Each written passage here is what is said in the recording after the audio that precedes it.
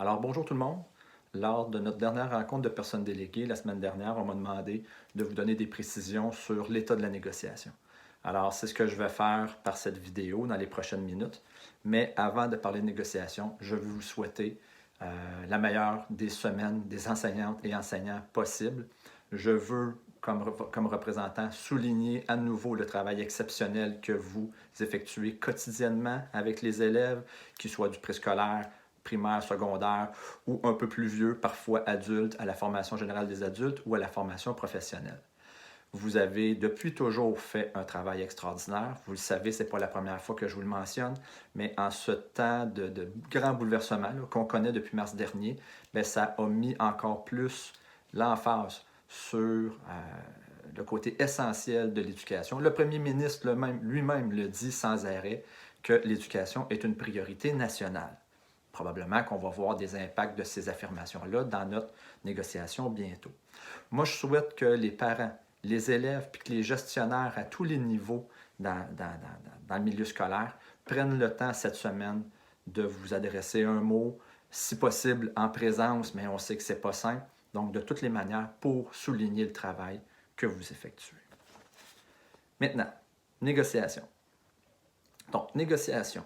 J'ai hâte de pouvoir vous annoncer de grandes avancées. J'aimerais bien ça, mais pour l'instant, je ne peux toujours pas le faire. Puis, ce n'est pas pour vous décourager, c'est important qu'on sache où en est la négociation. Donc, à notre table sectorielle, comme parti syndical, nous, on maintient puis on poursuit le travail pour atteindre les objectifs d'amélioration concrète de vos conditions de travail. Il y a un peu plus de 2 ans, on a fait une large consultation. On est allé vous voir dans vos milieux. Vous avez ou nous avons identifié ensemble les priorités de cette ronde de négociation-là et elles sont toujours au jeu, ces priorités-là.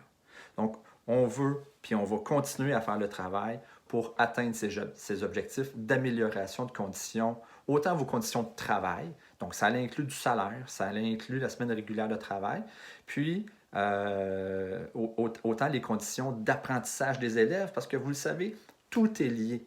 On a, nous, dans une convention collective où on vient parler de nombre maximum d'élèves, bien, vous avez assez d'expérience dans vos milieux que la quantité d'élèves que vous avez devant vous bien, finit par avoir un impact sur le temps que vous pouvez passer avec chacun et chacune d'entre eux. Il y a également une pénurie. Hein? La pénurie d'enseignantes et d'enseignants, là, il y a 10 ans, là, on ne connaissait pas ça. Mais maintenant, c'est documenté, c'est connu et c'est su qu'il y a des centaines de contrats, de postes même dans la province. Puis dans la province, on va parler de milliers, là, qui sont occupés par des personnes qui ne détiennent pas la qualification légale, qui est pourtant une exigence prévue à la loi de l'instruction publique. Donc, peut-être que si on améliorait, si le gouvernement les améliorait, ces fameuses conditions de travail-là, on serait peut-être capable de la contrer davantage, cette pénurie-là. Malheureusement, le porte-parole patronal, bien, il maintient la ligne. Il maintient la ligne qu'on présume gouvernementale, parce qu'il doit toujours bien prendre des mandats quelque part, de décloisonner votre tâche. Donc ça, on ne vous l'invente pas, là. C'est écrit noir sur blanc. Leur élément, le principal élément sur lequel il ne décolle pas, c'est le décloisonnement de la tâche des enseignantes et enseignants. De façon simple, d'enlever la notion de TNP, mais de garder le même temps à l'école. Ce que ça veut dire, c'est de permettre aux gestionnaires puis aux centres de services, possiblement, de vous assigner 5 heures de plus par semaine. Tout le temps de TNP deviendrait du temps assignable. Bon, on essaie de nous endormir, on nous dit qu'il faut se faire confiance, que non, c'est pas pour assigner 5 heures de plus. Moi, je vous dirais, quand on modifie un contrat de travail puis qu'on permet à un gestionnaire de demander 5 heures de plus, bien, je suis pas mal sûr que ça va être demandé. Peut-être pas la première année, mais assez rapidement.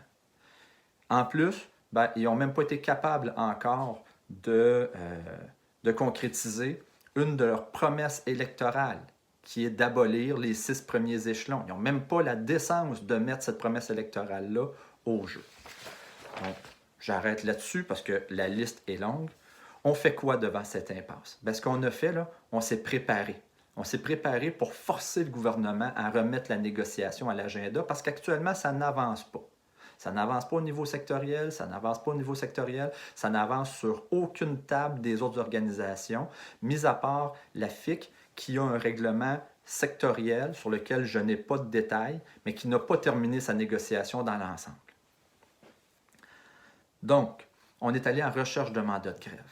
Pas parce qu'on aime faire la grève, là. Moi je n'ai pas entendu personne me dire ça, mais ce que j'ai entendu à l'Assemblée générale de décembre dernier, c'est nous sommes déterminés à avoir des améliorations dans notre contrat de travail et nous sommes prêts à aller jusqu'à des journées de grève.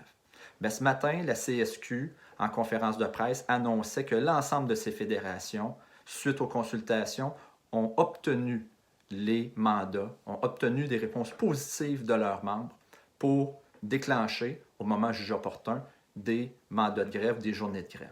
Là, si vous me posez la question, à quel moment on fait la grève? Personne ne le sait. Là, aujourd'hui, on constate l'obtention des mandats. Dans les prochains jours, on va regarder justement à analyser cette conjoncture-là. On fait la sortie notamment aujourd'hui parce qu'il y a une rentrée parlementaire demain. Pour la première fois depuis des mois, l'Assemblée nationale va siéger. Il y aura des périodes de questions. Donc, on espère que l'opposition va talonner le gouvernement. Un gouvernement qui est à 1 an et demi de l'échéance de son mandat. D'ici 1 an et demi, on va être en élection au Québec. Donc, le dossier de négociation, je n'ai pas de boule de cristal, mais il y a de grandes chances qu'il s'accélère dans les prochaines semaines ou prochains mois, parce que historiquement, un gouvernement ne veut pas avoir 550 000 employés de l'État en négociation à quelques mois d'une échéance électorale. Les autres actions qu'on avait mis au jeu, à savoir le port d'un signe distinctif, le port du T-shirt le jeudi, c'est toujours en vigueur. Je le sais que ça fait longtemps. Pour certains, le noir commence à être un peu moins noir. C'est un geste de solidarité. On vous l'a toujours dit, ce n'est pas avec ce geste-là qu'on règle la négociation, mais c'est avec ce geste-là, tout le monde ensemble, qu'on envoie des messages qui sont parfois là, plus diffus. Mais comprenez que quand toute l'équipe école, pas l'équipe école, mais tous les profs et les autres employés CSQ, parce qu'on a le même type de moyens de visibilité, bien, ça en envoie un message au gouvernement.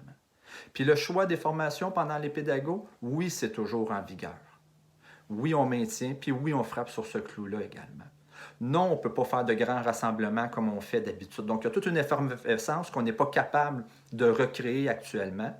Bien, moi, ce que j'ai entendu à l'Assemblée générale du mois de décembre dernier, c'est qu'on comprend qu'on ne peut pas avoir cette effervescence-là, mais le message que vous nous avez donné, les membres du CEL, c'est la négociation, celle-ci, ça passe ou ça casse. On veut des améliorations concrètes et on est prêt à défendre notre profession pour les voir, ces améliorations-là.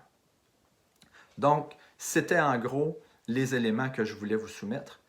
À quel moment pourrions-nous exercer des mandats de grève?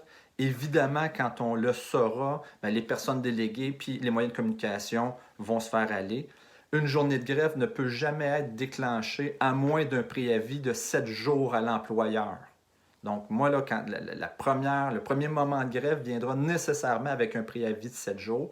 Donc, il faut comprendre qu'on aura du temps à travers ça. L'analyse des médias, le pourquoi de la grève, l'opinion publique, tous ces éléments-là vont être considérés et ont déjà, en bonne partie, été analysés. Et pourquoi on fait tout ça? Bien, vous le savez, c'est pour que ça change maintenant en éducation et dans les secteurs publics. Donc, je vous remercie de l'attention que vous avez portée au message. Je vous remercie pour le travail que vous effectuez au quotidien et au plaisir de se revoir le plus vite possible.